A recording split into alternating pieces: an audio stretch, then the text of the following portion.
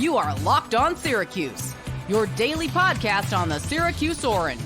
Part of the Locked On Podcast Network, your team every day. Let's go over Luke Carney, shall we? Luke Carney, he's got a lot of hype, right? 2025 Syracuse 3-star commit from Texas, 6'2", 205 pounds. That's what he's listed over at 24/7 Sports. And if we assume that that listing is accurate, he's got a good build for a quarterback, not just for college, but also for the NFL. 6'2", 205 pounds is a very solid build for a quarterback. Now, a lot of the hype is coming from the fact that Locked On recruiting expert Brian Smith, he was on the podcast over the summer last year when Luke Carney had already committed to Syracuse. And he said that if Luke Carney had played at a bigger school in Texas, he would be rated way higher than where he is listed right now, which is a 3-star recruit. It just goes to show you that the ratings are not always perfect. They are not always accurate, right? Sometimes where you play, it certainly matters in the ratings. I'm not saying it's right or wrong, but that's just how the system is. By all accounts, Luke Carney is a really, really good athlete. This is someone who, down the stretch in his high school senior season, en route to a national championship, or not a national championship, a state championship, I should say, he was playing both offense and defense. So he's a really good athlete, and he's also accurate. 76% completion rate in 2024, 80% completion rate in 2023. And look, I get the hype for Luke Carney. I completely understand it, and I'm very excited for Luke Carney as well. Don't get me wrong. But it takes time for these true freshmen, all right? Very rarely do true freshmen actually start at quarterback in college football. It does happen, and I will cite some examples for you, but rarely do they actually play. Most of the time, they end up redshirting. And guess what? It works out quite well when they redshirt as well. But Caleb Williams and Trevor Lawrence having a tremendous amount of success as true freshmen, those are the outliers, all right? Those were number 1 draft picks in the NFL draft. Let's talk about this season with some true freshman quarterbacks. I mean, you had Dylan Raiola at Nebraska. You had DJ Lagway at Florida. Both of them, I would say, had relatively good years. But if you actually look at them statistically, neither of them lit the world on fire. They certainly have a lot of hype, and I'm not saying that neither are going to be bad or anything. I'm just trying to tell you that they flashed. They certainly look like they're going to be good, but it takes time for true freshmen. So if and when Luke Carney does get a chance to play in 2025, do I have high expectations for him going forward with the program? Absolutely. I think he could be terrific for Syracuse football. But for 2025, all I am saying is that if and when he gets a chance to start, I wouldn't necessarily expect him to throw for 300 yards and 4 touchdowns right off the bat. That's all I'm going to say on Luke Carney, but certainly he's got a lot of hype, and I hope that Luke Carney can become the next great quarterback of Syracuse football. As far as the other true freshman quarterback in Syracuse's class, because I think we forget, because of all the hype with Luke Carney, we forget that there is another quarterback commit in 2025, and that's Rich Belin. He's 6 foot, 190 pounds. He's from New York. So here's the thing with Rich Belin. He doesn't have the same build. Only 6 foot, 190 pounds. That's not really that big, so I would hope that he can put on a little bit of weight over there if he wants to be able to take a beating, or if so he can take a beating, so to speak. He's also rated a little bit lower than Luke Carney, and based on his high school numbers, he's also someone that can make a lot of plays, but completion percentage was 57% in 2024. So obviously this is not it doesn't seem like he's as seasoned as a guy like Luke Carney right off the bat.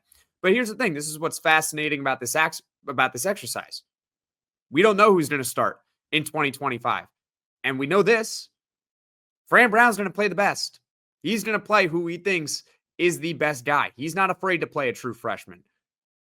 And who knows? Maybe Rich Belin does end up winning the quarterback job. I don't think he will, but maybe he does. That's what's fun about this exercise and the expectations.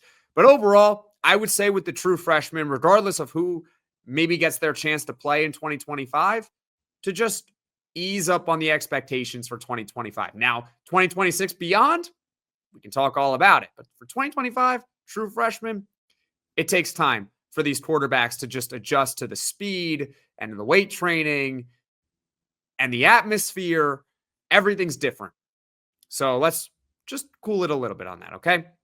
As far as the final possible quarterback, in my opinion, who has a chance to start in 2025, it's Michael Johnson Jr. Michael Johnson Jr. is an FAU transfer from last season, and he's entering his final year of college eligibility. And he did see limited action in 2024. Very limited. He threw only 4 passes this past season. It came against Holy Cross.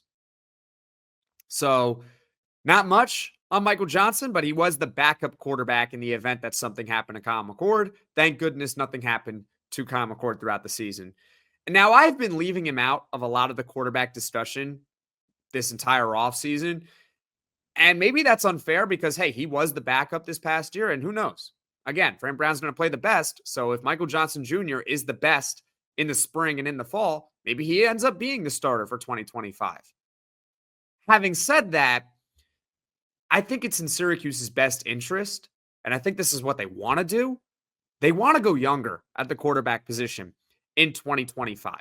So that's why I don't think Michael Johnson Jr. is going to start next season. Of the 5 players that we have talked about, Rickie Collins, Jakhari Williams, Luke Carney, Rich Belin, Michael Johnson Jr., 4 of them are going to be redshirt sophomores or lower next season. Michael Johnson Jr. is the only upperclassman of those players.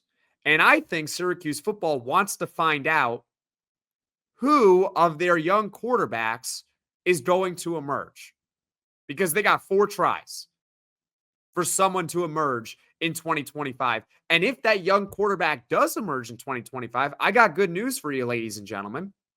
They all have plenty of eligibility, so they would all have the chance, if they decide obviously not to leave in the portal, you can never discount that, but they would all have the chance to be the starter again in 2026. So you could be looking at a multi-year quarterback solution of those 4 players.